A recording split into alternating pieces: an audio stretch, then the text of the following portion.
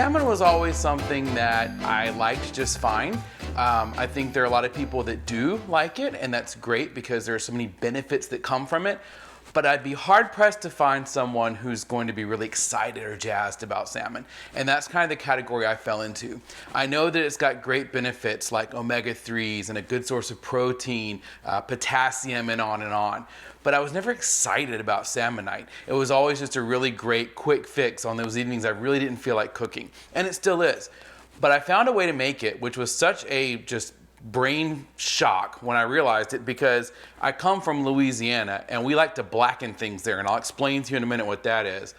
But basically fish, chicken, we eat a lot of stuff there blackened, and it really, really brings a punch to the flavor of whatever you're eating.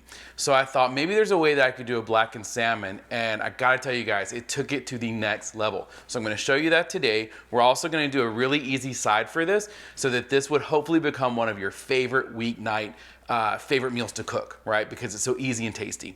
So let's get started with what we're gonna need. This is gonna be one thing you're gonna be really pumped about because you need so few ingredients. This is literally it. We have salmon, right? Now, I actually went and, believe it or not, caught this salmon this morning at the grocery store on sale. And it's about a pound, and I have cut it into 2 8-ounce portions. Now you could do a smaller portion if you like. This is our dinner. We usually like to have a bigger dinner, so we're gonna go with 2 8-ounce portions, but you can divide it however you like. We also have 2 tablespoons of butter melted, as well as blackened seasoning. Now, anyone who's doing low carb or keto realizes that carbs can creep in places, and spices are no exception. So I personally like to make my own blackened seasoning. I will put the recipe in the comments below, or the description rather below.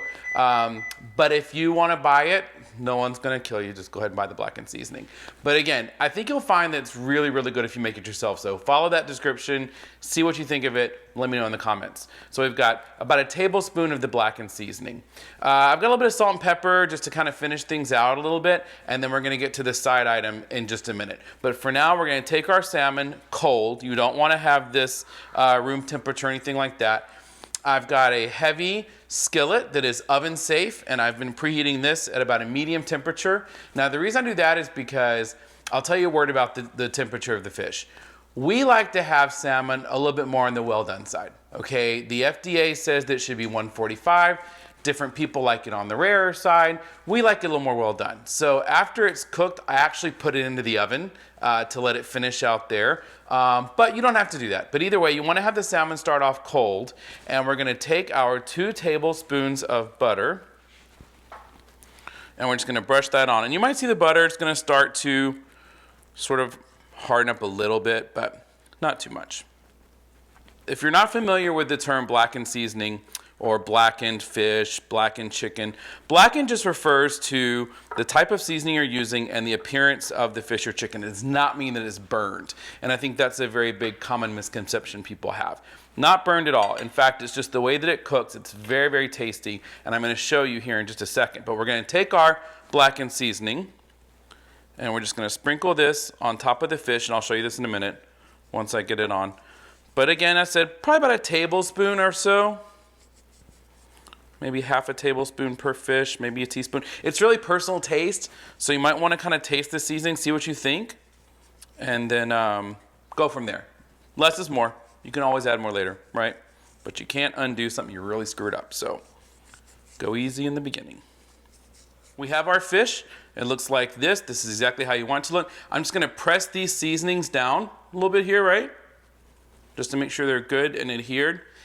And then we are going to put our fish seasoning side down into the hot skillet. I'm going to go ahead and turn the vent on right now because I can already tell you it's going to be going crazy. I'm going to rinse off my hand real quick. Just one moment. I don't like to turn my back to the camera. I feel like it's so rude. Like you probably care, but still, it just seems really rude to me. So I'm going to grab some tongs, give them 2 test clicks. Remember, make sure they work. The dry skillet, no oil, no butter, short of what's on our fish. Seasoning side down, 2 minutes. Don't touch it. 2 to 3 minutes. We're going to check it here in a second. Hard as it's going to be, just let it go. That's really smoky. I'm trying not to cough, but it really makes you want to. But pain is good food. Good food is pain. just like working out. So this is going perfect. This is what you want to see. Again, don't be alarmed. This is normal, right? It's going to taste so delicious, I promise you. And the reason that it blackens, just to tell you while we're working on this, is that the milk fats within the butter are what kind of get really toasted and bring out the flavor in those seasonings, okay? So that's what's really gonna bring this home, and that's why the butter is such an important component, which is a friend to us on the low-carb keto lifestyle. No problem at all.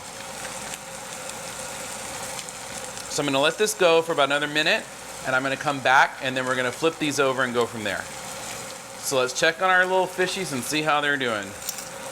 They've probably seen better days, but okay, so we carefully turn it over, and that's exactly what you want it to look like. Now I know, again, just about any other thing you're making, that's going to be a cause for concern when it looks like that, but this is exactly how we want it to look. Our blackened seasonings have blackened properly, using those milk fats like we talked about in the butter, and now we're going to let the skin side go for a little bit. Again, you could leave it in the pan for about another probably 4 to 5 minutes to bring it up to the temperature you want. I like to put it in the oven. As I talked about before, I like to use an oven-safe temperature. You could use a quick read, but I find it's easier just to buy the oven-safe one, leave it in there while your fish or chicken or whatever you're making cooks. That way you get an accurate reading in real time of where that temperature is. You get that meat exactly where you want it to be, instead of guesstimate and then have to embarrass when you have really dry chicken or fish that no one likes, no one wants to eat. They're gonna be polite, but they hate it. So I'm just gonna let this go for another couple of minutes, cut away again. Then I'm gonna move this over to the oven, and we're gonna work on our side item that's gonna finish out this meal. So the salmon's going in the oven at 425. I'm gonna let that go. Again, I'm gonna watch the temp, but it's probably gonna be about another 10 minutes, okay? So in the meantime, whether you're doing this on the stovetop and finishing out there completely, or whether you're moving into the oven to finish it there, what you can do in the meantime is do your side. Now I'm gonna do another video where I show you my favorite way to make green beans. But for today, we're gonna do what I call FND, which means fast and dirty. Fast and dirty because we're gonna use green beans in a bag that come perfectly ready to go, washed and trimmed, throw them in the microwave 4 minutes.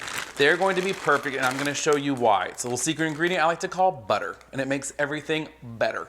So I'm gonna put these in the microwave first, let them go for I think about 4 minutes, usually what I do, and check on our fish, and then I'll be right back. Okay, so the fish is almost done. I've got the green beans fresh out of the microwave, you know, the best way to make anything, the microwave. And so I've got my pot here. I've got 4 tablespoons of butter already ready to go. And this is the easiest, I'm telling you guys, easiest way you'll make green beans. Take your microwave green beans while they're still hot, open them up, put them into your pot with the butter. So they're gonna melt that butter underneath, right? Then you're gonna take maybe like half a teaspoon to a teaspoon, depending on your taste, of seasoned salt.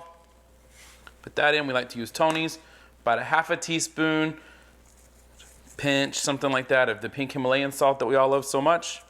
And of course, a little more if you're using unsalted butter, a little less if you're using salted butter, totally up to you. And about a half a teaspoon of black pepper, plain from the store, nothing fancy. Put your lid on. Now, here comes the really tough, advanced chef skill part. Just shake that shit. Just shake it like that. It's not gonna be very hot. You can mix it all around, and it really just gets your green beans good and coated.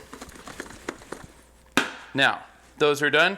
We're gonna take off the lid and pray like hell that these look like they're supposed to.